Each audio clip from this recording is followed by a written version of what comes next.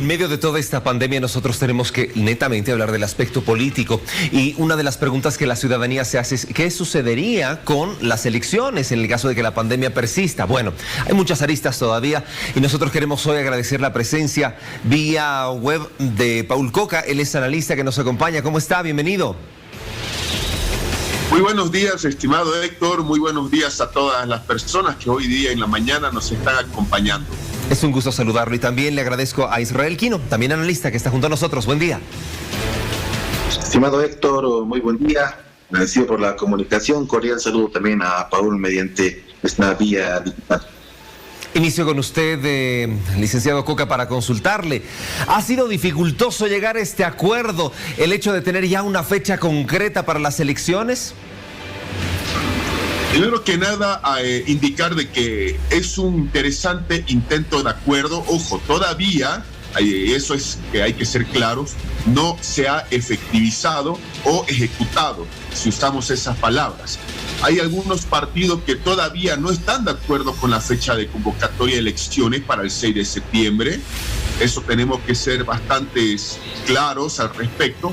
Pero es algo interesante que el Tribunal Electoral haya asumido su rol constitucional de ser el organizador de los procesos electorales y que haya decidido llamar a este tipo de convocatoria. Ahora, la gran pregunta que nos hacemos es, el 6 de septiembre, ¿nos vamos a efectivizar, sí o no? Ahí, en ese sentido, yo creo que el acuerdo tendría que ser un poco más amplio y establecer un plan B, un rango de fechas, dependiendo del pico de la situación que nosotros tengamos en nuestro país, de los contagiados y muertos por coronavirus. Licenciado Aquino, lo propio le consulta a usted. ¿Ha sido realmente complicado llegar a lo que ahora hemos visto? Algunos dicen humo blanco dentro del Tribunal Supremo Electoral y los partidos políticos. La trascendencia del tiempo en el que está vigente la Constitución política, Héctor, obliga a este órgano de poder del Estado a asumir esa responsabilidad histórica en un año en que se va a reconstruir el poder político en toda Bolivia tras una crisis que todos hemos vivido el año pasado. Es importante que a partir de este acuerdo no deba adherirse el elemento técnico, científico y sanitario que permita en los próximos días, y calculando hasta los siguientes 30 o 45 días más, que se tenga la certeza respecto a cómo está generándose la curva de contagios, pero además la tasa de letalidad, de tal forma de garantizar al elector que pueda asistir con todas las condiciones de bioseguridad necesarias al día de las elecciones. El tiempo es prudente, se está considerando el propio mes de marzo para la primera vuelta electoral. Sin embargo, en tanto no exista un ganador en primera vuelta, todavía vamos a ir a un segundo proceso, es probable hasta octubre de este año. Lo importante es el consenso que ha arribado con la participación de quienes dominan en este momento los 2 tercios en el legislativo. Y a partir de allí, pues se tiene un escenario mucho más abierto. Lo que ahora también debe hacerse imperativo es que este órgano de poder del Estado, el Tribunal Supremo Electoral, en este tiempo pandémico también regule el tipo de campañas electorales que van a tener los candidatos presidenciales, con una atención principal respecto al tema de la salud, para que no sea un motivo de generar falsas expectativas y que además sea mal aprovechado, o en este caso bien aprovechado, por los candidatos presidenciales. Ahora, sobre lo que usted se refiere, les consulto, ¿ha sido realmente significativo que dentro de este diálogo que ha existido entre las alianzas políticas y el Tribunal Supremo Electoral no estén presentes representantes de Queremos y Juntos, pero sí del MAS? Resulta que hay que tomar en cuenta lo siguiente. En este instante, bajo esta actual coyuntura, con un legislativo que el MAS tiene por sí solo 2 tercios, un poco más en realidad, es imperativo que todo acuerdo político esté presente la principal fuerza en el legislativo. Es decir, no podía ser de otra manera que no exista el movimiento al socialismo en este tipo de acuerdo. Sin embargo, hay que reconocer que este acuerdo todavía no se ha ejecutado, todavía no está la normativa jurídica, la ley respectivamente oficializada, y esto puede dar lugar ¿a qué? A que, por ejemplo, Juntos y Creemos, que en este instante tienen cierta representación parlamentaria, más que todo juntos por la base de demócratas, y creemos, porque hay diputados que están repostulándose y están ejerciendo todavía funciones en virtud de que hay una sentencia constitucional que no obliga a renunciar ahora, que es uno de los aspectos que también hay que valorar, porque la Constitución dice lo contrario. Pueden ellos inclusive interponer acciones de inconstitucionalidad y poner en jaque la fecha de elecciones. Ese es el detalle principal. ¿Por qué? Por ejemplo, hay argumentos como el tema de la votación en el extranjero, los nuevos votantes en Bolivia, las personas que tienen derecho a ser candidatas con solo tener un mínimo de 18 años en Bolivia. Entonces, vemos que todavía hay detalles que tienen que contemplarse, y en este tipo de acuerdos hay que hacer lo que se hizo en los 90 o en los años 2000, ver todos los escenarios posibles, porque el miedo principal que se tiene es que el tema electoral sea resuelto o dilucidado, por ejemplo, por un órgano externo al legislativo o al electoral, como es el Tribunal Constitucional. O sea, hay que tener cuidado de que el proceso pueda definirse en una instancia externa.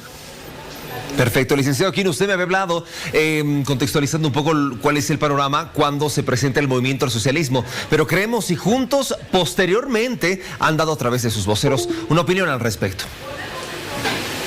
Sí, yo coincido en que el rol del MAS en este tiempo de reconstrucción del poder político es determinante, porque son quienes generan el principio de legalidad, ¿no?, sancionan y promulgan leyes, y lo hemos visto justamente en esta convocatoria de elecciones generales, que la ley es sancionada por la presidenta de la Asamblea Legislativa, la senadora Eva Copa, principio de legalidad que sujeta a las acciones del Tribunal Supremo Electoral y genera esta igualdad en el rango jerárquico de órganos de poder del Estado. Bien, hubieron manifiestos después que el presidente del Tribunal Supremo Electoral anunció este acuerdo arribado. En realidad ya se está generando, en otras palabras, Héctor, la bandera a cuadros para esta campaña electoral, y hay que entenderlo así.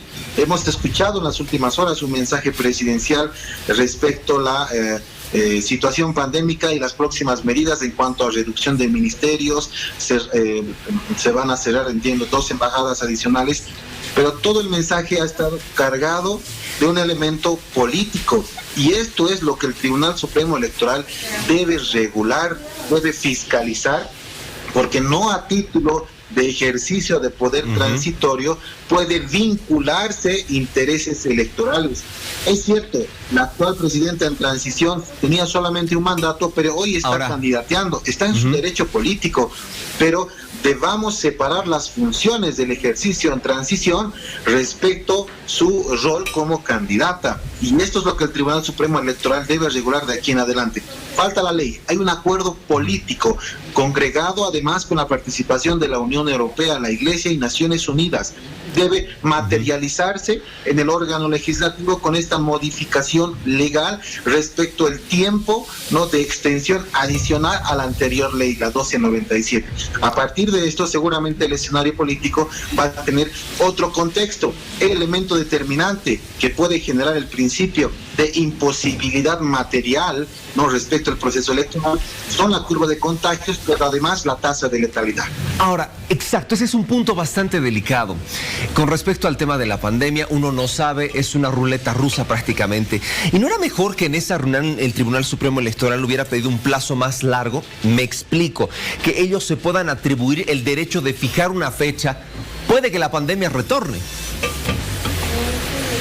Hay que tomar en cuenta lo siguiente, que yo soy partidario de que el Tribunal Electoral, en base al mandato constitucional del artículo 208 de la Ley Fundamental, tenía la potestad de poner un rango de fechas, tanto en primera vuelta o como segunda vuelta. ¿Por qué?